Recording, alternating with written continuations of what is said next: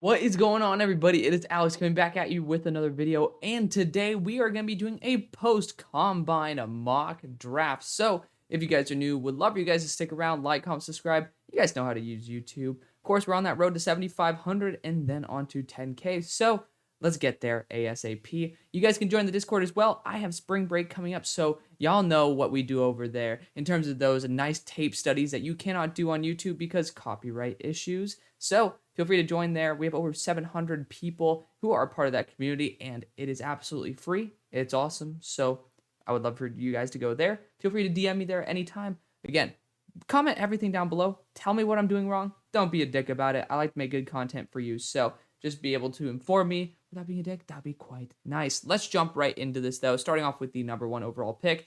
This is without trades. However, I am deciding that I'm going to make an executive decision to do a trade here. And I'm going to do just one trade. We're not going to do a double trade the way that I think maybe the Bears could be able to hop. I don't really think that's the brightest move in the world for other teams to do, but I think it's the smartest for the Bears. But I'm going to make a one team trade here. And this again goes against my rules because this is a no trades mock draft. But I am going to do it just for this time because I just don't really think the Bears are necessarily going to be targeting a QB or Will Anderson at this point because there are guys down the board who are absolutely incredible. So for me, when I am looking at the teams that are probably going to be super eager to move up to 1, it's down to the Raiders and the Panthers to me. Like, I think those are the teams that are going to be super eager, that are going to provide really good draft capital. And if I'm the Bears, I'm totally going to want to put my eggs into the future basket. And I'm looking at teams like the Colts. If they give me a future 1, do I think it's going to be a top 5 pick? I don't think so. I really do like Steichen. I think that if they end up going up and getting CJ Stroud, then it's game over, right? I think it's game over. So you have to project what that next year pick's going to be. And I want to see a team that, yeah, they can do it, but at the same time, I don't really have as much faith because there's so many new components that, like, especially in the coaching staff, that is the Carolina Panthers. And I do believe that them moving to 1 is a super real possibility. I think the Bears are also super intrigued with that early second round pick, which you can get from the Colts.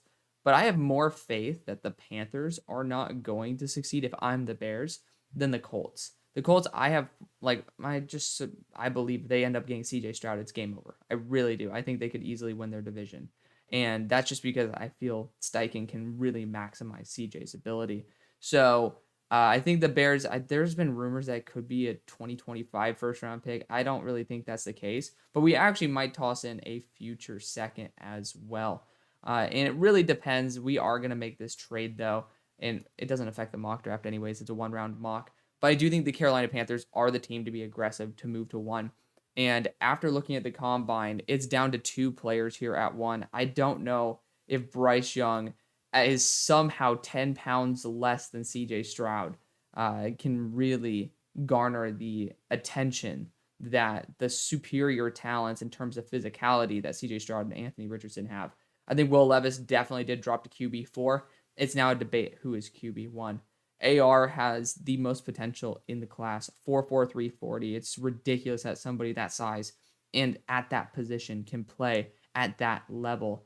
And it is somebody that I think Frank Reich could use and could tweak. Definitely feels like something. I have a strong inclination that these guys are going to be gone by 5. So it doesn't really matter what order they're going to go in. I do think that CJ is more polished. And if I'm the Bears, I would much rather see if CJ Stroud can handle the situation in Carolina over Anthony Richardson that's going to be used a lot in the run. I want to see if CJ Stroud can work as a passer versus I know that Anthony Richardson might have. It contradicts what I'm thinking in my mind, but I think Anthony Richardson might have a better rookie year if he's on the Panthers because I think that you could deploy him as a runner a little bit easier and take the stress off. So, CJ Stroud goes number 1 overall. He had an amazing combine performance. It really doesn't matter what order these QBs are going in. You guys see it based on my board. It's, these guys are extremely talented. And again, it's really good to see it because I did say that Anthony Richardson will be my QB2 if he ends up showing progression. And he really did. He really did. But CJ Stroud also looked phenomenal. Just didn't run the 40, but I don't really think that Frank Reich necessarily needs that high level mobility. I think he just needs enough, and CJ has shown that. Bryce Young is going to be the number 2 overall pick. Again, no more trades for the rest of the mock draft. I did it one time just to be able to show a little bit of love. Will Anderson, yes, this should be a trade spot too. So check out tomorrow when I make a trades mock draft, because Will Anderson is definitely not going to be that pick. We're definitely going to have a team trade up for him. But at pick number 4, the Colts, I am not going Will Levis. I ain't doing it. We're going to be going Anthony Richardson. I said it, so I went on my buddy Cody's new podcast. You guys can check it out. Everything's on Twitter. You guys can, look him up there. But we did a breakdown on the top 5 QBs right before the combine, and I talked about the best fit in terms of like, hey, who do you think would work best here? And I obviously said Anthony Richardson or CJ Stroud. But if everything works according to plan, I said Anthony Richardson's the one QB that I would take. It really doesn't matter. I could have flipped it up and then ended up going Anthony at 1 and then CJ here. But regardless, you guys are in a really good position. I don't think you need to spend the draft capital to move up until probably pick number 3.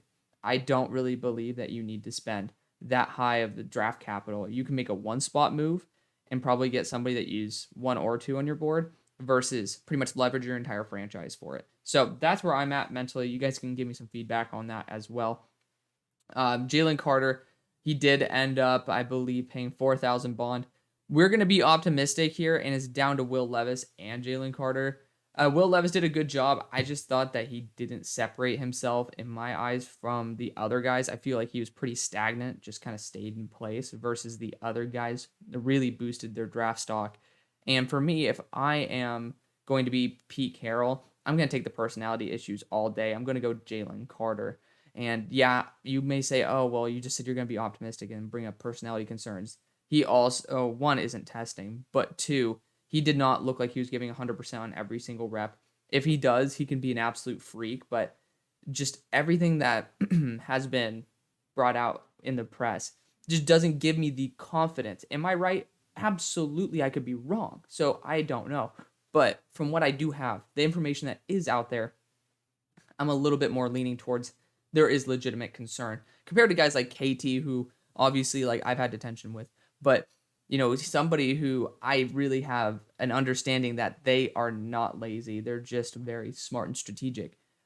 I feel like Jalen Carter might be a little bit away from that build in terms of that mentality. So it is what it is. Pick number 6. You could go Will Levis here. I am not going to. And I think that Joey Porter Jr. could easily be in play here. Devon Witherspoon obviously did not test horribly at all. I don't know if I'm trying to remember if he ran the 40. I don't believe he did. So that's a little bit unfortunate. If not, it was nothing that was bad, because I definitely would have put him on a winners and losers list. But other guys to be able to note here, again, I'd probably trade out of this spot at this point. I would, but no trades. So I think DB is probably the best way to go. You could end up not taking a DB here, but in my opinion, I didn't see any real winners in DBs apart. Like, I just saw losers. Like, maybe Cam Smith was a big winner. Deonte Banks was, because they just confirmed that they were athletic enough. But I really saw that there was bigger fallers than risers. And like Emmanuel Forbes, the love of my life, just ending up weighing 166s. It doesn't matter how fast you are. If you're going to get bitched by A.J. Brown every single rep, or by somebody who's 180 pounds, that's just not good. So it's really down to Devon Witherspoon and Joey Porter Jr. here. I'm going to show a little bit my homerism here. I'll go JPJ. It really doesn't matter, because I might go the other way. I might just like flip-flop him right here. But Joey Porter Jr. ran a 4.46. He is also, I think, one of the biggest wingspans that we have seen at the corner position. Definitely the largest in the draft. And to me, I think he's just the best corner in the draft by a long shot. And you guys will be happy to see now that my corner 2 is Devon Witherspoon. See? I told you guys. I'm not an old dog. It's like I'm willing to get off my high horse and, move guys to the right position. I'd rather be correct in the long run than be correct first. Like, I'll just tell you guys my honest opinion, and if my honest opinion is wrong, or if guys just end up not being better than Devon Witherspoon, which I like Devon, I just liked other guys better, then And who cares? I don't really care about being like right with my first guess as long as I'm giving you guys something that's honest. I'm not going to give you guys something that's safe because you can find that with any idiot on the internet. At least with me, that I'm giving you guys my 100% honest opinion. But with this pick, it's really down to Will Levis and Devon Witherspoon. Personally, I'd go after Devon. I just don't think Will Levis is that talented to the point where he's going to revolutionize your franchise. He has dealt with poor offensive lines, a lack of weapons, even though you guys don't really have a lack of weapons. I would be very intrigued with this. I mean, I'm going to go with the QB just because it's obvious they're going to be trying to do something to remain somewhat relevant in their division. But I do have to highlight the fact that Devon Witherspoon would definitely be a very, very good option here. Something I've done a lot, but we'll toss in Will Levis right there. I will say that you guys brought up an amazing counterpoint. I was saying go Will Levis if you end up, if you're willing to get rid of Josh McDaniels. You guys talked about how there's a good GM to head coach relationship there, which is a very valid point. But I will just say sometimes teams don't do the logical thing. I'm pretty sure we all understand the Raiders do not usually do the logical thing. And I think they'll go after Will Levis. I'll just say this. I think Will Levis is a playmaker. I don't think playmakers work well with Josh McDaniels. If it were up to me, I'd be going to Devon Witherspoon, but I'm not going to do a solely what I would do mock draft here. I want to blend realism here. I do think they're heavy in the quarterback market, and Will Levis at number 7 is not a bad deal at all. You are getting a quarterback outside of the top 5, so it's not a super luxury pick. It's not a holy shit, my franchise was literally in the dumps, and then we're still in the dumps the way the Cardinals were. Well, actually, the Cardinals, for example, were a great thing. Just top 10 pick. And they sucked, so they ended up upgrading. I think this is a good spot to try that too. It is a good return on your investment potentially. Pick number 8. So I do think Devon Witherspoon is the guy here. You guys can check out my Falcons 7-round mock draft with Cam Marino, who is an insider for the Falcons. We have a lot of those coming up, by the way. A lot of insiders, which not really the best decision since I have 3 exams in 3 days. But, I love you guys. So I'm going to stress myself out because that's the fun thing to do. But I do think over Tyree Wilson, Devon Witherspoon has those connections. I think his former coach is now a defensive assistant. So there are those ties. You are looking for a second corner to be an elite corner there. And he has that big hitting mentality that I feel like since a lot of these corners are starting to slip a little bit in our eyes, it is a very smart decision. And there's a lot of really good edge rushers. The Bears sitting here, I mean, it's a perfect spot. You can go after Jackson Smith and Jigba if you really want to. I don't think I really want to see him test in the 40. And to me, he never stood out apart from in the Utah game as being able to hold the ground on his own. Usually if you produce with 2 elite wide receivers, it's because the focus is on taking out those 2 elite wide receivers. Again, I have Jackson Smith and Jigba very favorably. I do like him, but I just have to be devil's advocate here. I think if the Bears are sitting at this pick, Tyree Wilson it makes a lot of sense. It really does. Developmental edge rusher. It's just a way of being able to give back the most to your team because you also now have that early 2nd round pick that you can spend on a wide receiver. And you already have your big wide receiver. You don't need to start spending high draft capital on guys like Quentin Johnston and stuff like that versus getting somebody who could be a true difference maker at that unique size, at the unique speed that Tyree Wilson has. Pick number 10 for the Eagles. Tyree Wilson would have been nice. Would have been a very nice pick for him. Some people are going to want me to go Kalijah Cansey here. I'm not in that mold. I think that corner could be a possibility, but I mean that the second pick, I know that I'm probably going to get somebody who's a good enough talent. I'm not really too concerned myself right there. So I think this needs list is absolute bullshit if we're going to be completely frank here. I'm going to look at an edge rusher though. And I think Nolan Smith might have risen up to the top of draft boards. Yes, you have Hassan Reddick, but Nolan Smith is 240 pounds, ran a 4.39. I think he's just a super athlete, and he fits perfectly with the whole entire mesh of the defense. He is the future of the defense. Nakobe Dean, as well as Jordan Davis, his former teammates. It just makes a lot of sense that they would be intrigued with someone like Nolan Smith. Myles Murphy as well. I just don't know if they pass up on that amazing chemistry that can literally just be brought back like that. I want to give Nolan Smith some love here. And, he couldn't bench, but I'm sure if he did, he would absolutely light it up for his size as well. Just somebody who's just different. He's just a different style of player. And I'm excited to give him the love he deserves. Titans. I'm actually going to go after Peter Skoronski here. Paris Johnson had 36-inch arms, which is incredible. Unbelievable length. But Peter Skoronski had unbelievable explosiveness. I think that you can kick him into guard, and this team kind of just needs a home run hit. And for me, I trust the Peter Skoronski home run hit more than Paris Johnson. That's my thing. He actually has over 32-inch arms, which is a huge plus. I thought he was going to have 30-inch arms. That's my genuine opinion. I saw him play. He looked like he had 30-inch arms. Like, he shows that he actually has the physical capabilities of playing a tackle. That's a big plus. Big plus. And I think that even if he kicks into guard, he's an all-pro for 15 years. That's totally worth it at pick number 11. Pick number 12.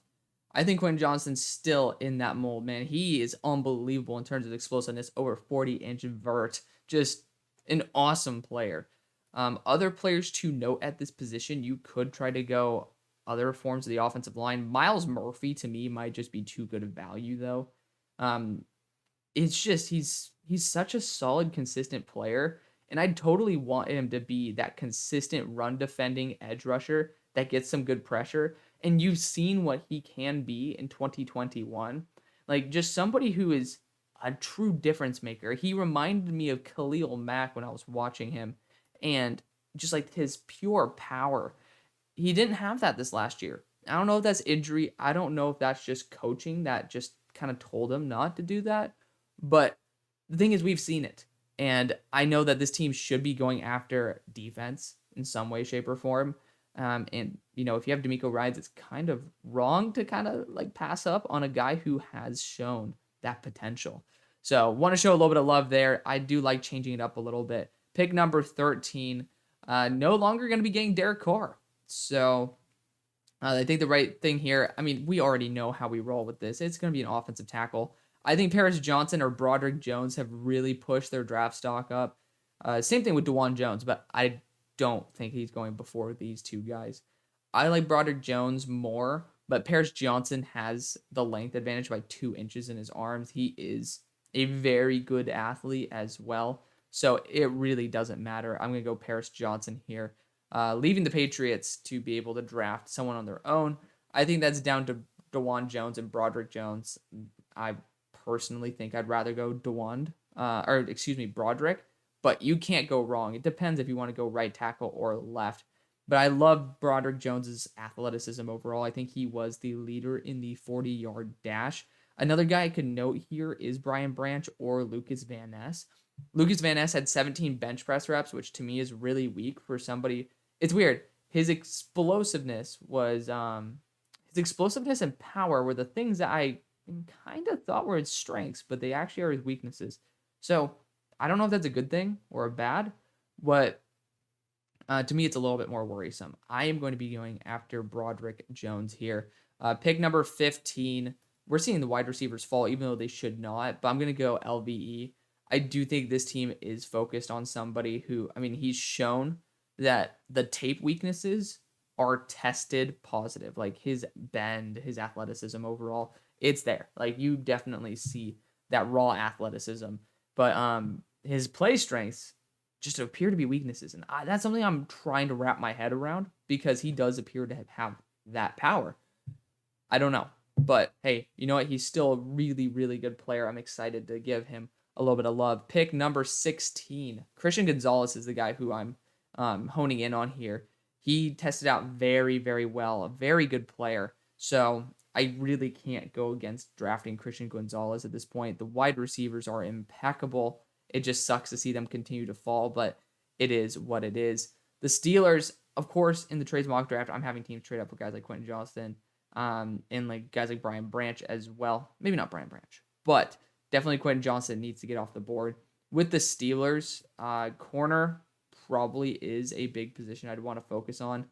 I'm not really super high on the guys who are available now, and even based on my board, the next guy who is available is Garrett Williams, and I'm not drafting Garrett Williams at pick 17. I'm just going to be honest with you. I'm not going to draft him at pick 17. So we're going to go away from that. I do think Jordan Addison's on the board at this point, but I'm going to go DeJuan Jones here. Developmental right tackle. You also saw him at the Senior Bowl. He's someone who's very nimble for his size, and he appeared to work on himself a lot in the offseason. definitely somebody that I need to move up into my probably top 32 just based off of pure potential because the tape, not too good. It's ridiculous these wide receivers are falling. Same thing with Bijan Robinson, man. I mean, I don't really know if we learned anything new about Bijan, though. To be fair, I'm like trying to see maybe the Eagles, but I don't really see that many teams who are going to be super duper higher on like Bijan Robinson, but this team definitely is going to be. So Bijan Robinson to the Lions is just a lock. If he's there, you take him. Pick number 19, I'm still considering Quentin Johnston for this team at this point. I do have to say that Brian Branch would be an excellent choice for them, but at the same time, there's some really good safeties who've stepped up, like Sidney Brown, that I'd feel very confident in. The tight end class kind of underwhelmed me overall in terms of their testing, but there is one leader in Dalton Kincaid, so I'm perfectly fine with waiting, if I'm going to be honest. So I'm actually very intrigued with Quentin Johnston here. I think that he's the best player left on the board, and pretty sure that's true of my board as well. BJ Ojolari is the only guy who's higher than him, but even then, there's really good edge rushers who like definitely haven't even gotten the boost that they deserve yet. I think that, I mean, if you're looking at it, that might be the best move. And you don't need wide receiver necessarily, but you are kind of just taking a best player available. Mike Evans is not going to last forever. I think that's just going to be your best return on your investment. It's not really a need, but it's definitely something that's new. And you are, again, taking him away potentially from the Seahawks, who would have a field day with him there. So at pick number 20, we ended up going not after Will Levis, but after Jalen Carter. Now, you could go after an edge rusher as well, but I'm actually going to go after a slot weapon here in Jackson Smith and Jigba. I think that his play is, I think this is a perfect spot for him. You have Tyler Lockett, you have DK Metcalf. Jackson Smith and Jigba thrives as an option 3, who will produce as an option 1. I think a lot of him like reminds me a lot of I was about to say Jackson Smith and Jigba, Juju Smith-Schuster in terms of that production versus role. I don't think that he would produce I don't think he'd be the number 1 wide receiver on a team, but I think he can produce like one. And I think that's a perfect role for him. That's something that will last for 10, 15, 20 years if he ends up staying healthy. So excited to see how Jackson Smith, maybe not 20 years, but maybe like 10 to 15 year production there. And that's great for pick number 20. Pick number 21. I'm looking potentially at Adita Miwa Edebaware here. Definitely somebody who is a huge riser. 280 pounds, running a 4.49 is just like bonkers. But I mean, Jordan Addison is here. He did run slower though. He ran slower than expected, 4.49, but he did have a spine injury, so that's why he sat out the rest of the day. I don't know if I can hold that against him, but at the same time, you have guys like Zay Flowers who are testing out of their mind. I'm still intrigued on going Anton Harrison here, who could be a right tackle. I want to change things up. I haven't gone to tackle for the Chargers in a long time. It's a deep wide receiver room, and I think that's definitely worth taking a peek at. For the Ravens, I just think all these guys there's nothing special about these guys. I think you could probably go after Rashee Rice and pair him up with James Prochet, who is his mentor in maybe round 3. I guess maybe round 2. Well, actually, you guys don't have a round 2. So you guys have to maximize on this pick. That's what just popped in my mind. You guys have to make this pick work. Deonte Banks is going to be getting a ton of hype here. I have Deonte Banks a little bit lower on my board than most, but I was actually one of the guys who was talking about him as a very, very good option.